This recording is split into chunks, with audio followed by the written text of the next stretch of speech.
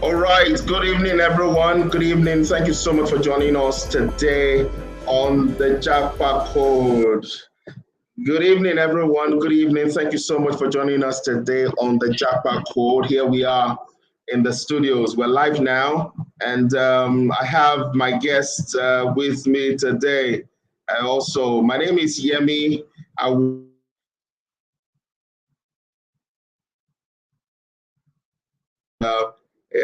see my face. All right, you can see my face. Just a second. Yeah, there I am. There I am. All right. So this is Yemi Awosanya-Adefajo, the host of the JAPA Code, and I'm here today, as always, to talk to you about the JAPA Code. The topic today would be: Are you ready to JAPA? Are you ready to JAPA? And to do justice with me today is none other than our guest, the Deputy Director of in the Federal Ministry of Labor and Employment, and the head of the Migrant Resource Centre, Maureen Ovie. Great to have you, man. Thank you so much for joining in. Can you hear me, though? Am I loud and clear? Let's be sure. Yes, I can. Fantastic. Fantastic. Yes, you're welcome, man. Thank you so much. We had a great time last Sunday talking about Are You Ready to Japa? What do you think? Was it wonderful last Sunday? It was a great way to make an entry into the place. It was quite interesting too. So we're looking forward to viewers' feedback. Of qualifications, and then we spoke about all the things that you need to put yourself together before you even consider japaring, and it was a great time we had. Before we dig into this, happy election season. Yes, the election was a wonderful time. I hope it was peaceful in your hands, because it was very peaceful. Yes, it was. We thank God. It was. And everywhere they had little skirmishes here and there, the security structures was able to contain all of the excesses, And it's very important, like they say, election in Nigeria. Exactly. Election in Nigeria is fundamental to, it's very, very important to the entire Africa and the rest of the world. And here we are still growing in the process. I'm sure that at the end of this process, we will be able to have our chosen, chosen new president, and I'm sure that Nigeria will move forward yet again. So awesome. Congrats, Nigerians. Great job today and yesterday and today. And by the end of today, we will know who our leaders will be. All right, so today we're talking about Are You Ready to Japa Part 2? All right, and we're looking at a topic, very exciting. So we're looking at the elements of integration into the destination country. In which case now, when you get into the country you are traveling to, because we're hankering on preparing everybody to get into for them to get into the zone of what is required when you want to travel, so that you don't become a victim of illegal migration, become a victim of not able to settle in properly and making it difficult for you to advance your life and the lives of them. So, are you ready to Japa? We're looking at what are the things that should be in mind concerning integration in the destination country. So I want to ask you real quick, jumping right in, what should be the priority in the minds of a migrant concerning the host nation? What should be priority in the mind of a migrant concerning where he's going into? You want to share some of these things with us? Yes, thank you very much, Mr. Yemi.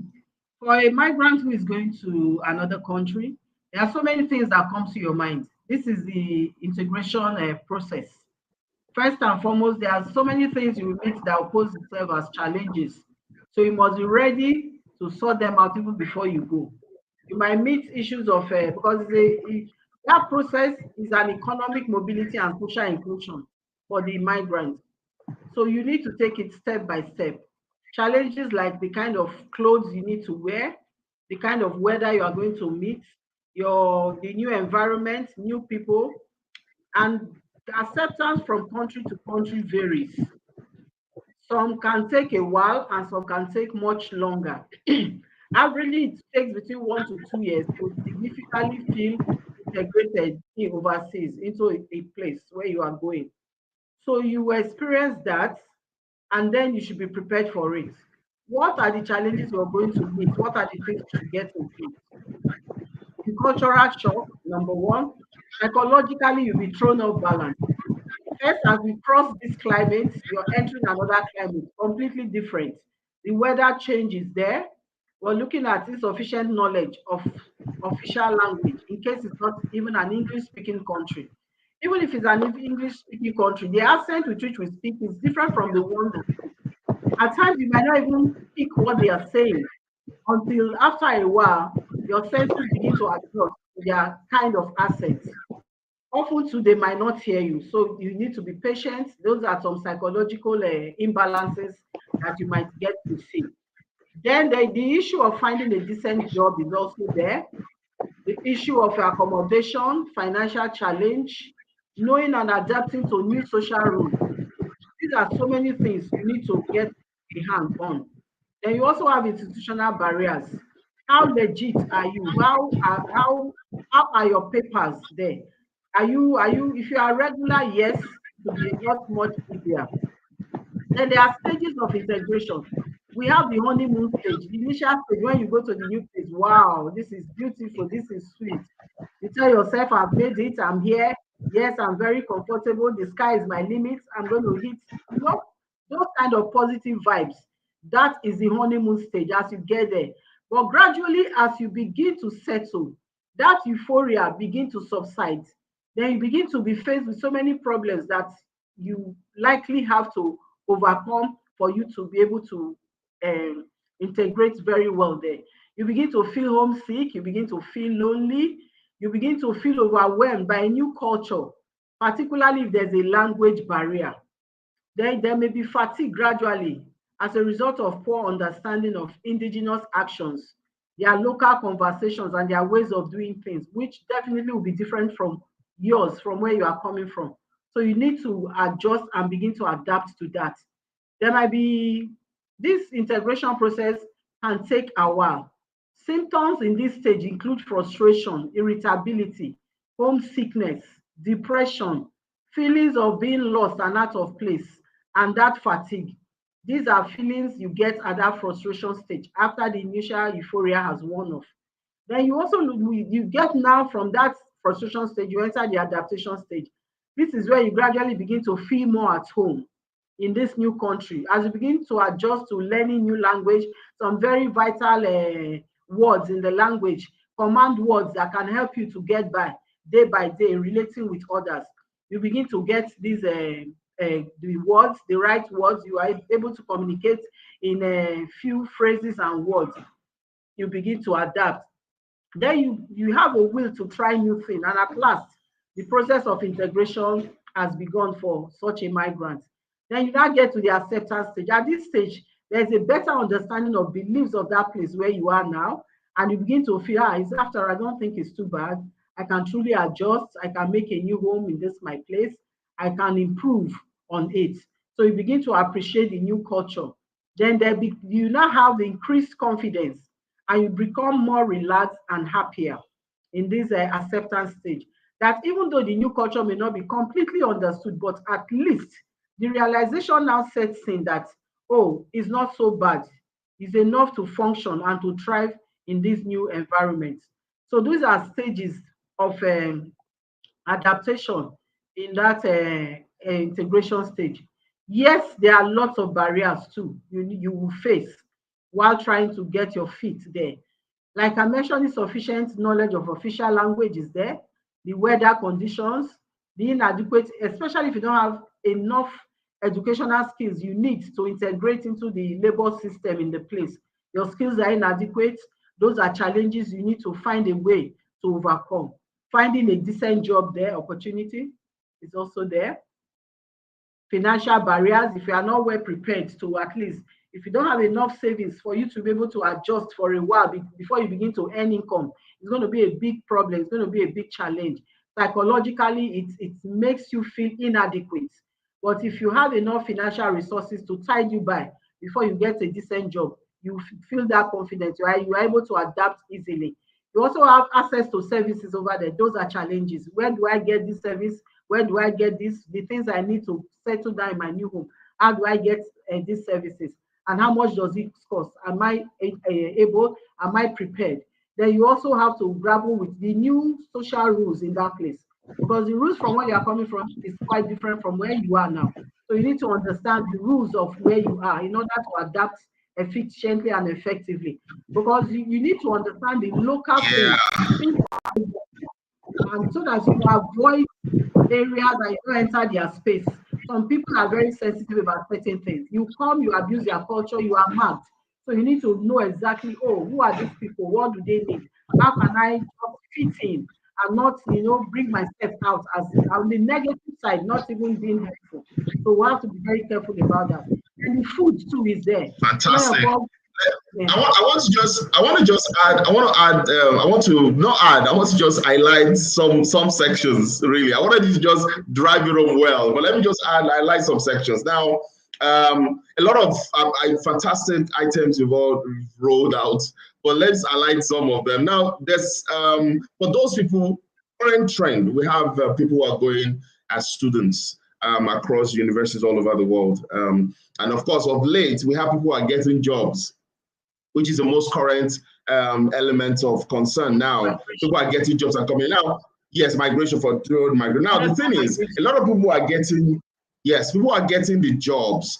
Many of them, because again, majority of the underlining reason why they are going is JAPA, which is why this is called JAPA code. So yes, but we're not talking about the fact that while you're wanting to JAPA, you now say, you know what, just give me any study, any course of study. Let me just be able to go abroad and just do something, just get out from here and go abroad. So you have people that are just taking up courses that are really not relevant, really not, they're not really able to interpret those courses as it concerns job and value adding and the likes of them. You have those. So they get there and then they finish the course. They are looking for any other, which is basically the focus is to be able to integrate. Okay, you have those people. You also have people who are going for jobs who are not reading the contracts of the job they are being employed for, and at the end of the day, by the time you get there, you find out that they're doing much more. For instance, one of the trends videos situation that's happening now is people who are in the healthcare sector, who are in the UK, who are getting jobs, and they're signing contracts. They're getting there only to find out that the contract is not giving them shifts. It's just marathon running from AM all the way to PM. And in between, when they have what do you call it? When they have breaks, they're not being paid for breaks. They're not being paid for movement from point to point. They are running back end to back end. So I just want us to drive home the element of what exactly is the details of what you are going there to go and do. If you're going for a job, what is the detail of the job? What's the contract you're signing for the job? So you don't end up into another level of slavery, or ignorantly. And then you have course of studies that are not relevant to anything. So you get there, you're doing, I don't know, animal husbandry, animal something, and you have no interest really in pursuing that as a career. I want us to just maybe drive home the importance of contracts when it comes to integration there and the likes of them, please. Thank you very much, Mr. Yemi. The issue of going to read a course of study that is really not relevant just because you want to go out first, it's something people should be discouraged from doing. Because at the end of the day, by the time you're done with that course of study, you discover that you're actually not needed in that society. You're not going to add value. That is where you see some of them become irregular migrants because now they overstay their visa, their study visa and all, and they begin to look for where to now push their head. So it's very paramount that before you go, you find out the kind of skill deficient over there. You can find out the kind of skills they need over there. You find out the kind of... I think that's very important. That's very, very important. That issue of the skill deficient they need there. Because after you gave them finish the course of study, some of them have like 2 years, they allow you to work. But what are your value are you adding into the system? Yes, please go on. So what you need to do a thorough study of where you are going. Find out these things. What is the skills deficient? What is the thing I can add? So even if you're there on a wrong course of study in quotes, let me use the word wrong in quotes, you are there, you can still find your fit. Thankfully, most of them have this work permit in between study hours. It could be for 4 hours, it could be for 6 hours. So when you have this, go into that industry, begin to pick that skills. Begin to pick it. You can start off as an apprentice. You can start off as a volunteer. You might not even need to be paid. Find how you pay your way through school, but begin to get knowledge in that area. Then if it's a skill that needs certification in the same country, begin to find a way to get the certification on that skill. Because once you get it and you're done with your course of study, you are not able to fit in back into the system. And because possibly you are volunteer, you have offered your services for free. By the time they'll need people to take those positions, you'll be among the first they will give that offer. So you are able to sort that out. And secondly, you are going from here to over there to get a job. You need to find out what kind of job. People have run the risk of being trafficked because they got jobs that are not really there. That's number one. Number two, they might not be trafficked. You actually get the job, but it's not what you expected. You see people even signing contracts in a language that is not English that you don't even understand. And there's no interpreter to break it down for you. It will be foolish to just, with your eyes open, you walk into a ditch. So it's very paramount you get the experts here to help you to run through, do background check, not only of the job, the company that is offering it, the agent that is facilitating the travels, and you do it in a collaboration with the agencies here, like our office, for instance. You come over, you find out what are these things that I'm going into. Yes, by now, bilateral labor agreement is not that common. So there's no collective protective thing for now, but what you can do, watch out for where you are going. Run it through. These employment agencies, make sure you go through registered and private employment agencies. You don't just go through unregistered one. That is where you run into a problem. By the time you get there, most times it's often too late for you to begin to fry hose. Best you get a background information on these places you are going, the job offer, the terms and conditions that is being offered you. Is it something in line with the laws? If it's not in line with the laws, what are the grievance settlement mechanisms? Who are you going to reach out to when the problem busts on you over there? How do you solve the problem? How do you come out from it before it becomes too late for you? These are basic background information you need to get before you get a job. It's not every job they are offering over there that is actually a good job. Exactly. I love the part where you said, be able to know what are the alternatives, what are the options for you now, because there are people who have been ignorant and they fall victim of this thing. The next thing we're going to be looking at is what are the structures that are available for redress, as it were, that the Nigerian system in those nations, in terms of the agreements that they've had, the embassies and licenses, what are the options available to people who are there and are looking for a soft landing, some support system. Before we get into that question, we're going to go for a quick break right now. We have a vox pop again that we have put together to look, just hear from the streets what exactly it is that they know as the requirements for them to be able to be able to relocate, as the case might be. So what do people know? So let's just take this quick break. I guess it's still here, and so am I. And by the time we come back, we'll just get that. We'll continue the discussion. Stay with us. Can I meet you once every week? Mr. President, if you had the opportunity to travel to any country of your choice, which country would it be and why? I prefer to travel to US. US, United States. Yes. Okay, why would you prefer to travel? Because the economic of Nigeria is too harsh. With the economic situation now, things are price of goods and commodities is rocketing. The hardship is getting worse day by day. So I prefer to travel so that I can pursue my education. Okay, nice and interesting. Can you please highlight 10 documents that you need to travel to US? I think one of the prerequisites is the international passport first. Yes. One of the prerequisites. So okay. It's number one. So aside passports, which other documents? I think after international passport is your visa. Sure. You want to leave this country. You already agreed that you want to leave this country. I just want to ask you one more time. Do you know the required documents that it takes for you to travel out of the country? Whatever requirement it is you require for, and a 10 million naira I am sure that I can cover it. And my desired country is Canada, which I know is less than 5 million. Okay, I'm talking about the papers now. What papers do you think that you need to get? Get your visa, your passport is less than 5 million naira. So this is not a country. Good afternoon, sir. Can we meet you, please? What's your name? My name is Christian Odogu. Okay, sir, nice to meet you. My question for you is, if you had the opportunity to travel to any country of your choice, which country would you pick? Thank you. Number one, I'd love to go to Germany. Germany.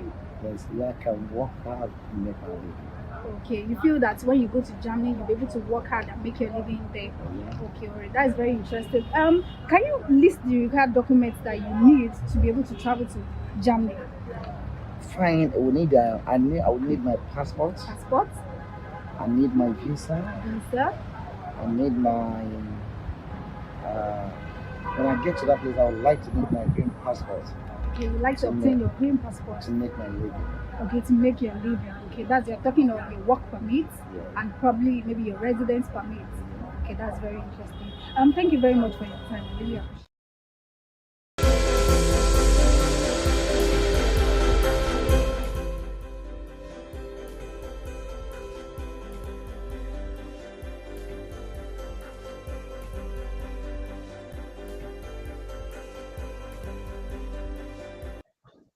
Thank you so much. Welcome back, everyone. Welcome back. We're still on the JAPA code and we're talking about You Ready to Japa Part 2. Fantastic there. I mean, asking people questions on what do you think you need for you to be able to Japa? What are the basic requirements I require? Thank God everybody said passport and visa. Hallelujah.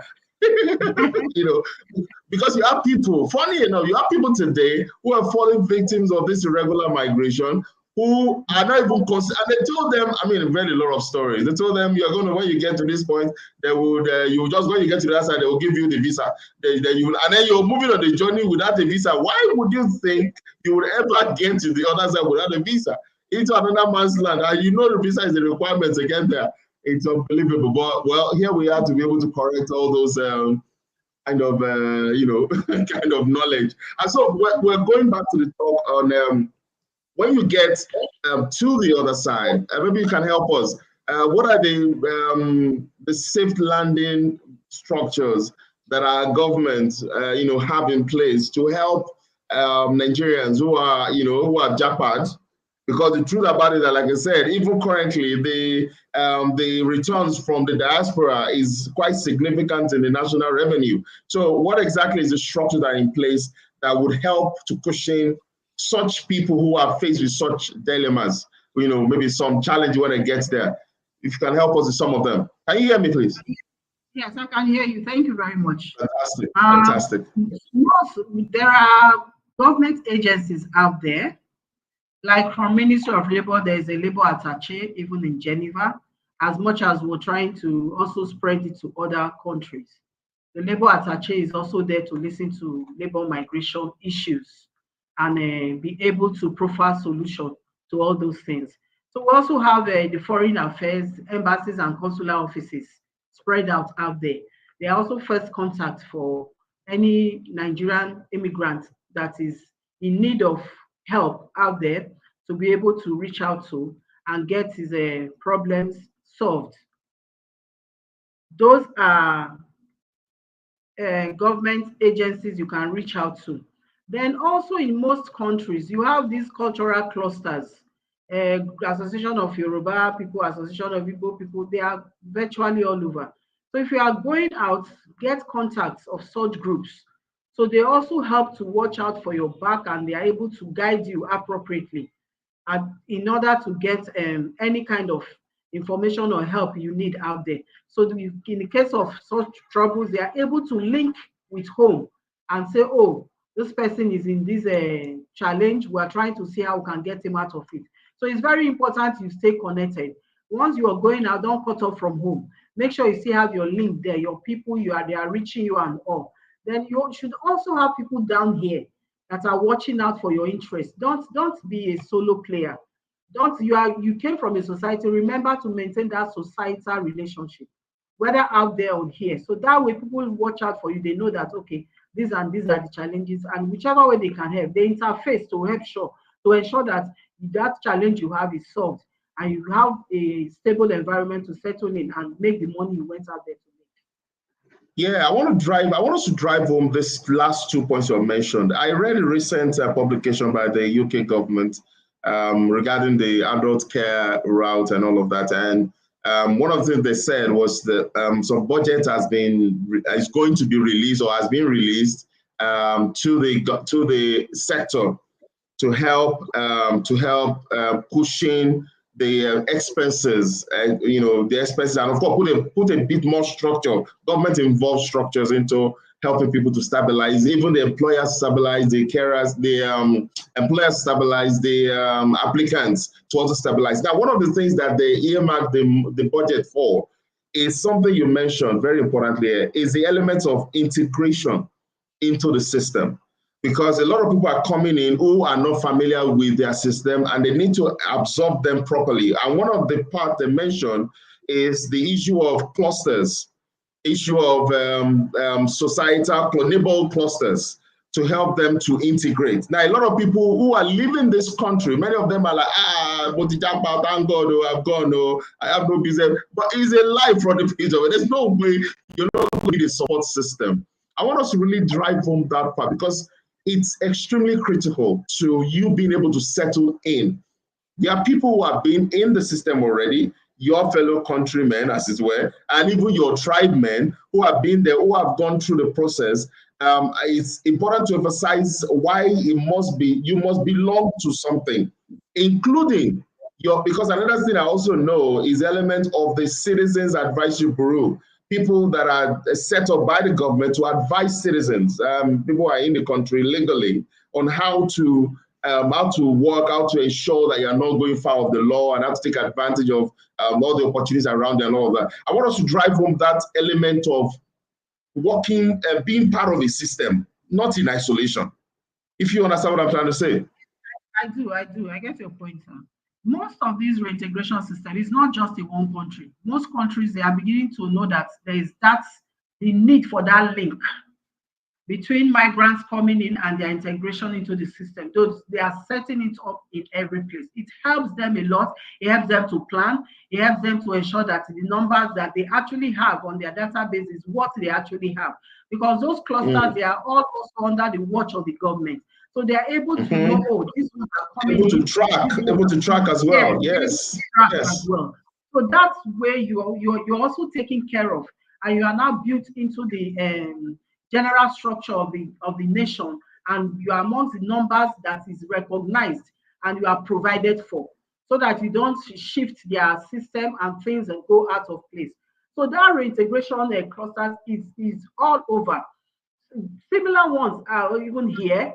We have our reintegration committee, even those coming in, returning, not just the locals, those immigrants here too, is available to them. All the people in the migration corridor, they are in that committee. They are able to take care of these people. When this is yours, everybody knows, oh, this is my services I can render to this person. So which kind of need comes up determines the agency that will take care of that person within that reintegration committee. So there's a referral system. So when it's like, oh, this is my challenge, it's not my purview, you're moved to the next agency whose duty it is to take care of you in that area. So they are all together. They understand, they play by the rules. Most even have SOPs that they operate with. So this is my role, but we are all there. So they're able to take care of these migrants effectively and efficiently. And the system runs very, very well as is expected to. Yeah, I think a lot of people need to know. Yeah, people should be encouraged too to lace through those cultural clusters to be able to be identified and catered for. Fantastic. I think people need to know that there's so much you can take advantage of, so much in structures and systems that's available for you to save to land, but it's available for you to get the knowledge, the information that you require for you to take better decisions. I think it's very fantastic.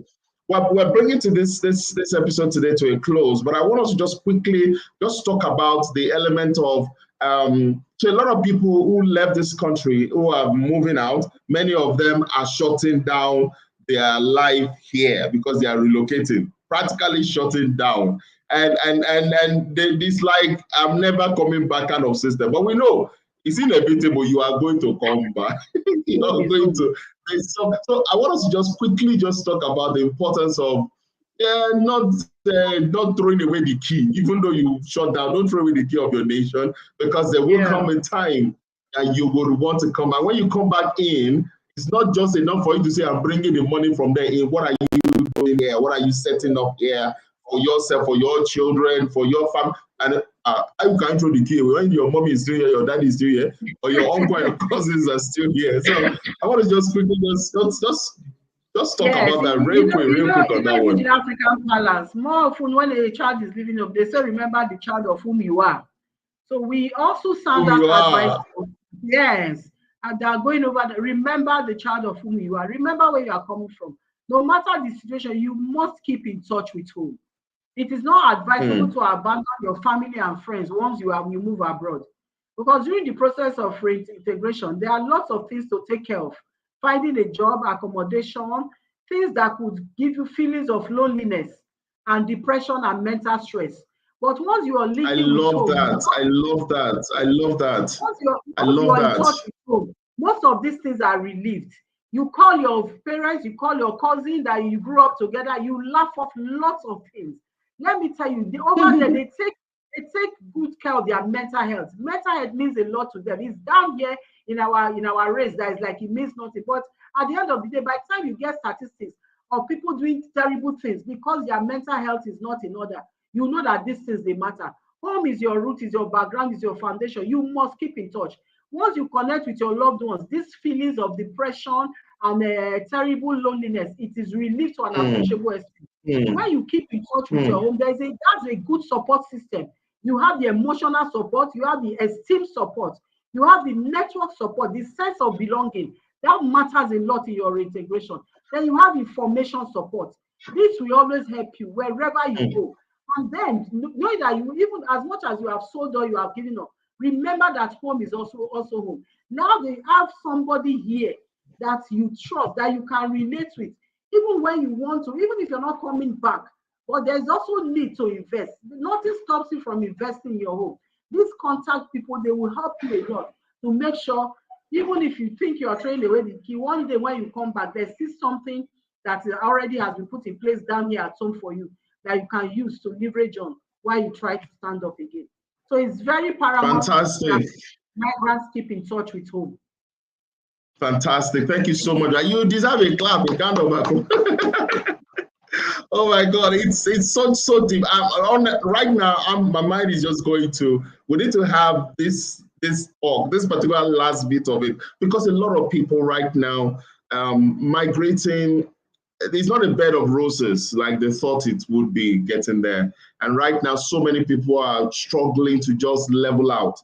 Not able to settle in very well, and back home, the what's called now, this, I don't know, can I call it stigma now? The mentality of being able to call home only to say that these are bad, these are terrible. You don't want to say all of that. So a lot of people are struggling with being able to keep their head above water mentally while they navigate through.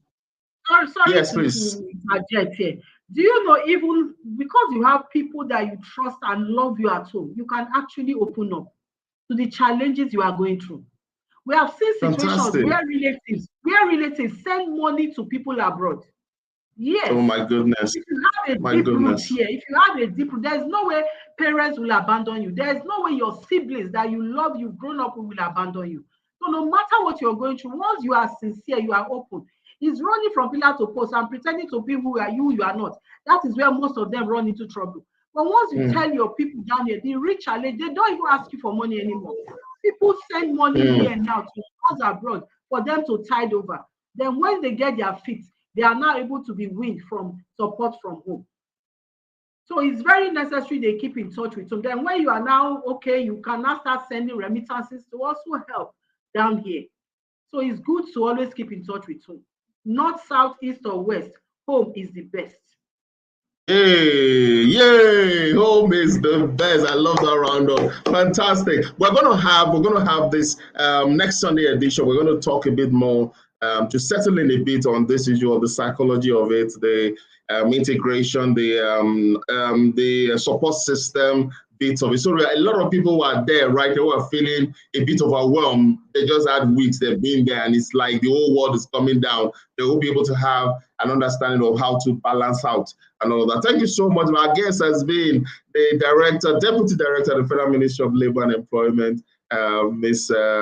Maureen Ovie, who is also the director at the Migrant Resource Centre. Thank you so much, Ma, for the knowledge you have shared with us today. It's been a beautiful one. It's been a fantastic one. Thank you so much. Everybody, I'm sure everyone has been really, really blessed today by the depth of the discussion today.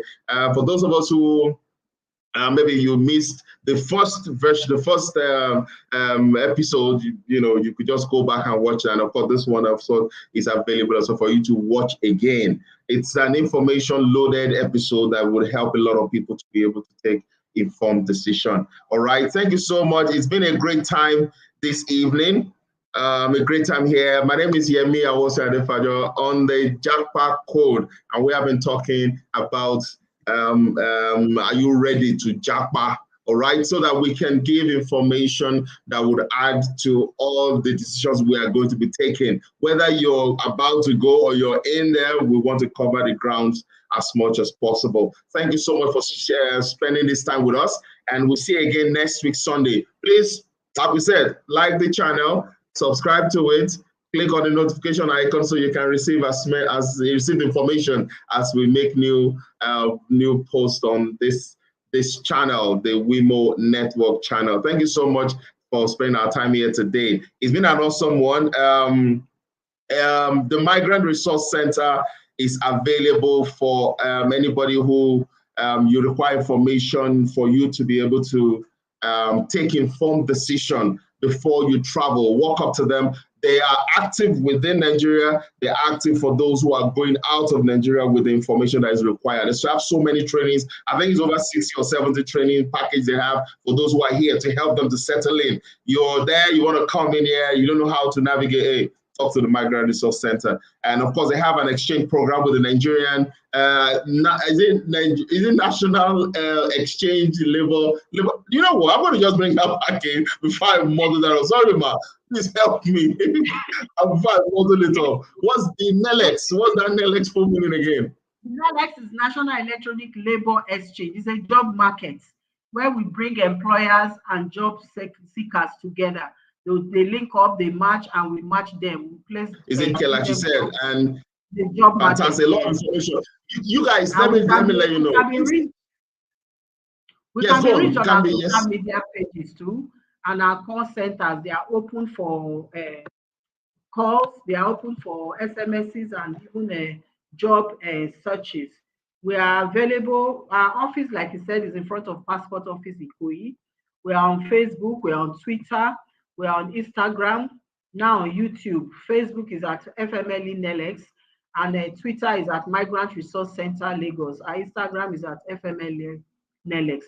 Those are pages. And our call centers is 0802 533 1479. That's the first line. And the second line is 0803 878 2505. Those are our call centers. We can be reached at those numbers at any time to offer you the services we are trained to offer you. Thank you very much. Thank you so much, Ma. Thank you so much. We're going to be having a lot of other structures that would help to pass this information out to us, and soon enough, everything would be, things will get better and stronger. All right. So, but like, it's very, very easy. Very, very easy. Just go to Ikoyi Passport Office. Before you go into Passport, you see one gate on the left, and that again, say you are going to Migrant Resource Centre. Right there, she's at the door. Of course, it's not at the door. But if you didn't get into the premises, just ask for them. You can always go and make all your inquiries. There. It's a great place to work, and a great place to also attend to questions of people. You call there, you get a lot of information. They have so many things they're doing there. Thank you so much, Ma. Thank you so much. So, all right, everybody, it's been great being here today. Thank you so much for the time we spent together. We'll see you again next week, Sunday by 5 p.m. Have a great one. Thank you.